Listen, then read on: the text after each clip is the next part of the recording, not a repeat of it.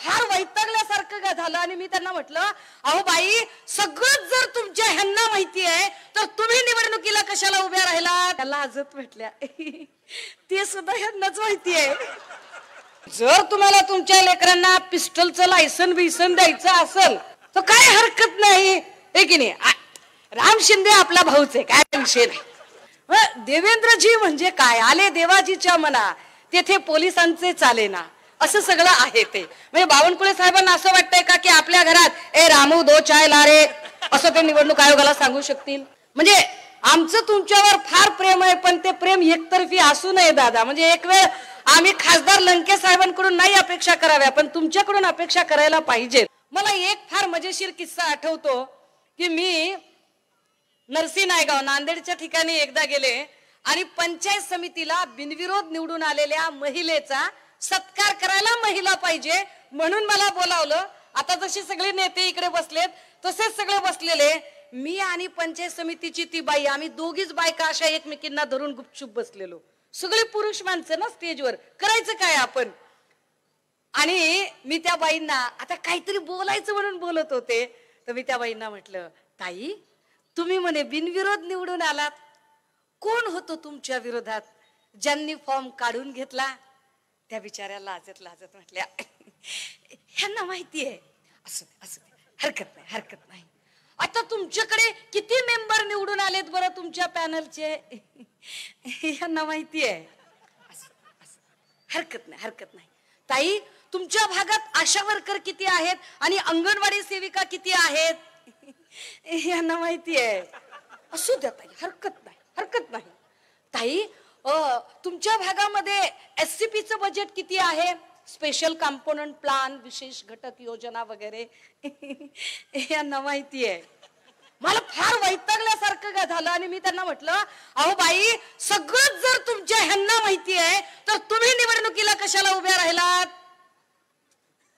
त्याला हसत म्हटल्या, ते सुद्धा ह्यांनाच माहिती आहे. काय करायचं, काय करायचं? कळलं का? राजकारण चुलीपर्यंत जावं म्हणून 73वी 74वी घटना दुरुस्ती आली होती आणि 50% आरक्षणाचा मला आनंद आणि अभिमान आहे की आदरणीय पवार साहेबांनी पहिला क्रांतिकारक निर्णय घेतला की इथं पुरुषा इतकंच बाईचं नाव सातबाऱ्यावर लागलं पाहिजे. ते पुरुषाने इतकं महिलेचं नाव तिच्या सातबाऱ्यावर आणि जमिनीवर येण्यासाठी ज्यांनी एक क्रांतिकारक निर्णय घेतला होता की महिलांना कर्तृत्व गाजवायची संधी मिळाली पाहिजे आणि म्हणून कर्तृत्ववान महिला नगरपालिका स्थानिक स्वराज्य संस्थांमध्ये आल्या पाहिजेत. इथं एक महिला नगराध्यक्ष पदाची उमेदवार आहे, मी येण्याचं कारण सगळ्यात महत्वाचं. आणि एक अशी महिला जिने आधी जिल्हा परिषदेमध्ये शासन प्रशासनाचा कारभार बघितलेला आहे आणि शासन प्रशासनाचा कारभार बघितल्यामुळे जिच्याकडे एक अनुभव आहे आणि मला नक्कीच खात्री आहे की यांना विचारा असं काही त्यांच्या बाबतीत होणार नाही. त्या सांगतील थेट मला विचारा, मला सांगा, मला जे जे शक्य आहे ते ते मी करायला तयार आहे. कारण हे जे मध्यस्थ असतात ना ते अवघड कार्यक्रम असतो. मग चहापेक्षा किटल्या गरम होतात आपल्याकडे, हे की नाही? आणि मग ते मिस्टरच सांगतात मीच नगरसेवक आहे, तेच ओळख करून देतात स्वतःची, मिसेस येतच नाहीत पुढे. मला आनंद आहे की या सगळ्यांमध्ये खर तर प्रचाराचा शुभारंभ करताना रोहित दादांनी जी सगळ्यात महत्वाची ओळख करून दिली ती उमेदवारांची ओळख करून दिली की आम्ही कोणते उमेदवार उभे केलेले आहेत आणि आमच्या उमेदवारांमध्ये विशेष काय आहे. तर आमचे उमेदवार हे क्वालिफाईड आहेत, एज्युकेटेड आहेत. आता एज्युकेटेड उमेदवार, सुशिक्षित उमेदवार निवडायचा जर तुम्हाला तुमची पोरं बाळा शिकवायची असतील, क्वालिफाईड करायची असतील, सभ्य आणि सुसंस्कृत करायचे असतील तर तुम्ही इकडचा उमेदवार निवडाल. आणि जर तुम्हाला तुमच्या लेकरांना पिस्टलचं लायसन बिसन द्यायचं असेल तर काय हरकत नाही, हे की नाही. राम शिंदे आपला भाऊच आहे, काय विषय नाही, आपला भाऊच आहे ते. पण आपला भाऊ कशात कर्तबगार आहे, ते पिस्टलचं लायसन बिसन त्यांना जमतंय म्हणा, आपल्याला काही एवढं माहित नाही पण त्यांना जमतंय म्हण त्याच्यातलं काय काय काय काय. पण झालं काय माहितीये का, जसं पण त्यांच्याकडे रॉकेटची दिशा वळली साला चर्चाच आणि चौकशीच बंद झाली. देवेंद्रजी म्हणजे काय, आले देवाजीच्या मना तेथे पोलिसांचे चालेना, असं सगळं आहे ते अवघड अवघड कारभार आहे सगळा. दादा हो, 7 वर्ष निवडणुका झाल्या नाही हे नीट समजून घ्या. भाजपा निवडणुका का लावत नव्हती? कारण भाजपाला जोपर्यंत विश्वास मिळत नाही की आपण सगळी फोडाफोडी व्यवस्थित केलेली आहे, आपण व्यवस्थित मराठा विरुद्ध ओबीसी, हिंदू विरुद्ध मुस्लिम असं छान पिकवून घेतलेलं आहे, तोपर्यंत त्यांना निवडणुका लावणं इतकं काही बरं पडत नाही. दादा तुम्ही असं इकडनं करा की रेकॉर्ड, म्हणजे असं फ्रंट प्रोफाईल दिसेल, एकदम नंबर 1 फ्रंट प्रोफाईल दिसेल, आपल्याला काही अडचण नाही. आता ह्या सगळ्यांमध्ये बरं का, भाजपा निवडणुका जोपर्यंत त्यांना टप्प्यात वाटत नाही तोपर्यंत निवडणुका लावत नाहीत. आणि त्यांच्याकडच्या सगळ्या यंत्रणा ह्या त्यांच्यासाठी कशा काम करतात, तर 2 दिवसापूर्वी चंद्रशेखर बावनकुळे सांगतात की आपण 50 रुपयाचा पडदा लावला, सांगू मी राज्यावर आहे ना, काळजी करू नका, मी बोलतो निवडणूक आयोगाशी. तू बोलतो म्हणजे काय? मी बोलतो निवडणूक आयोगाशी म्हणजे बावनकुळे साहेब समजतात काय? म्हणजे बावनकुळे साहेबांना असं वाटतंय का की आपल्या घरात ए रामू 2 चाय ला रे असं ते निवडणूक आयोगाला सांगू शकतील? म्हणजे काय? मी सांगतो म्हणजे नेमकं काय? काय पद्धत काय झाली ही बोलायची? म्हणजे ज्या पद्धतीने लोकांना डाफरून, आज बीड मध्ये कोणीतरी एक भाजपची महिला सांगत होती, ए वळवळ करायचं नाही रे, झोडपून काढेन माता. अरे काय करताय तुम्ही? कुठल्या पद्धतीने? आता याच्यामध्ये परत ठेकेदार आहेत, काय मटका बिटका आपल्याला काय तेवढं कळत नाही, ते काय एकाकट छक्का, दुरीकट सत्या, तिरीकट आट्या असं काहीतरी असते, म्हणजे असं चौकाकट नौका बिवका असं काहीतरी असते, है की नाही? ओपन जीव देईना आणि क्लोज झोपू देईना, अशी सगळी जिंदगी चाललेली. अहो दादा हीच लोक सांगते, तू बाकी काय? शशिकांत दादा माझ्याकडे बघताय, ताईला मटक्यातलं कसं माहितीये? मगाशी रोहित दादा म्हणाले की ताई बघा 2 साईडला 2 मशाली पेटलेल्या आहेत. 2 मशाली पेटल्यात दादा, पण उमेदवार एकच आहे. ते जरा दुखतंय बरं का आम्हाला. पण म्हणजे आमचं तुमच्यावर फार प्रेम आहे, पण ते प्रेम एकतर्फी असू नये दादा. म्हणजे एक वेळ आम्ही खासदार लंके साहेबांकडून नाही अपेक्षा कराव्या, पण तुमच्याकडून अपेक्षा करायला पाहिजेत. आणि त्यामुळे मला अपेक्षा आहे, मला याची खात्री आहे की नगराध्यक्ष आणि संपूर्ण पॅनल आपलं निवडूनच येणार आहे, याची पूर्ण खात्री आहे मला.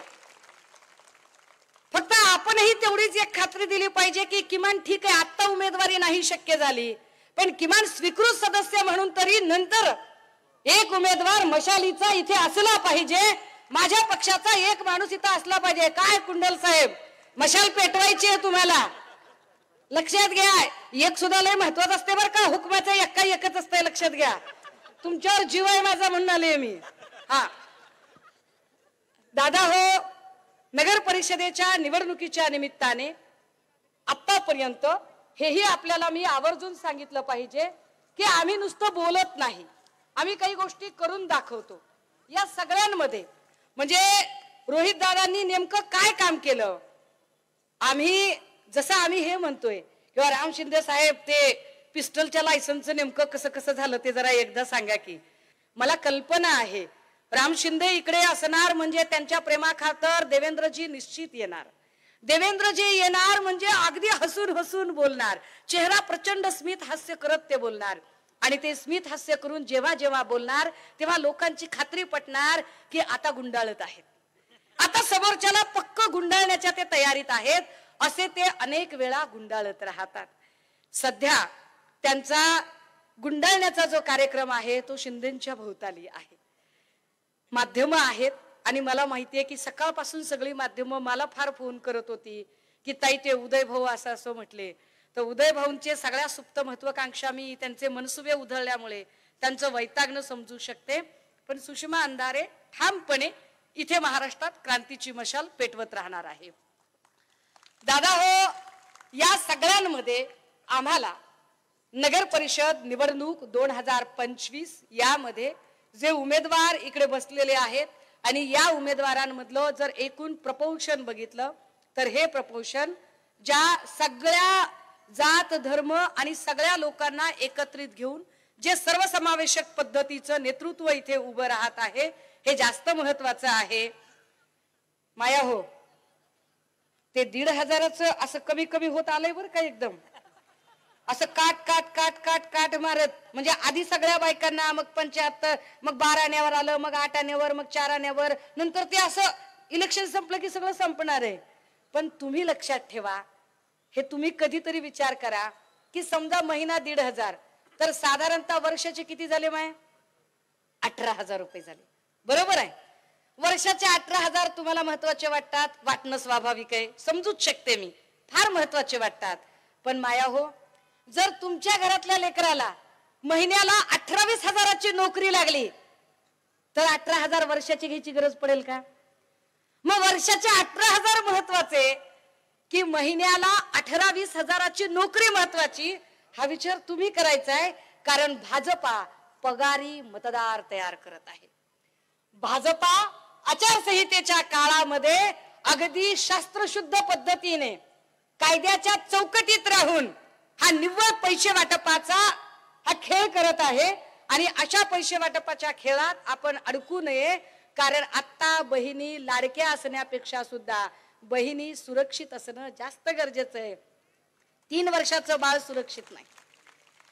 3 वर्षाच्या लेकराला जिथे ही लोक सुरक्षित ठेवू शकत नाही, 3 वर्षाच्या बाळासोबत अत्याचार करून जर त्याला दगडाने ठेचून ठेचून मारत असतील आणि त्यावर कुणीही बोलायचं नाही, अशी जर यांची अपेक्षा असेल, तर याचा अर्थ असा झाला की ते तुमचं तोंड बंद करू पाहत आहेत.